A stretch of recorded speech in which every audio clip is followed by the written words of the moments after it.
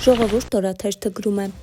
Քաղաքացիական պայմանագիր կուսակցությունը իր 2021-26 թվականի նախընտրական ծրագրում հստակ թվային պարտավորություններ է սահմանել կենսաթոշակների մասով, մասնավորապես նվազագույն կենսաթոշակի չափը 26,500 դրամից դարձնել առնվազն 37,000 դրամ, իսկ կենսաթոշակի միջին չափը 43,500 դրամից առնվազն 61,000 դրամ։ Այս հաշվարկը նշանակում է, որ միջին կենսաթոշակը պետք է աճեր տարեկան մոտ 6,3%-ով, իսկ նվազագույն կենսաթոշակը տարեկան շուրջ 7% 5 տարվա ընթացքում։ Ժողովուրդ օրաթերթը գրում է.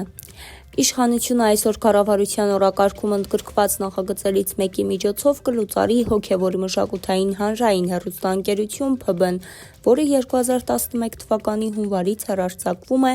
շողակաթ տեսալսողական ծրագրով։ Այս մասին Ժողովուրդ օրաթերթը տեղեկացել է կառավարության պաշտոնական կայքից։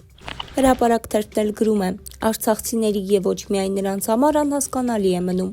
ինչպես կարող էր Արցախի թեմի առաջնորդ Վրդանես եպիսկոպոս Աբրահամյանը համագործակցել Արցախը հանձնած Նիկոլ Փաշինյանի հետ։ Նրանք գրել էին, որ նրան սպառնացել են զրկել ծառայողական բնակարանից, որը տրամադրել են որպես զուհ հոգևոր առաջնորդ ՀՀՊՆ-ից։ Շատերին այս վարկածը անհավանական է թվում, միթե կարելի է մեկ բնակարանի համար նման դավաճանության գնալ։ Պատմում են նաև, որ միայն բնակարանը չէ հարցը, այլ Արցախի թեմի առաջնորդն իր վախերի պատանդն է դարձել։ Նրան ճանաչողները պատմում են, որ նա երբեք քաջությամբ աչքի չի ընկել։ Օրինակ 1999-94 թվականներին, երբ եղել է Ամարասի վանահայրը, կռվի թեժ պահերին ժողովրդին թողել ու փախել է։ Հրապարակ թերթը գրում է. Չնայած ԿՊ-ում որոշ խմբեր տևական ժամանակ կատաղի պայքար էին մղում Անդրանիկ Քոչարյանի դեմ, սակայն նախօրեին ԿՊ վարչությունը գրանցել է նրա թեկնածությունը ԿՊ հաջորդ պառլամենտի թեկնածուների թիմում։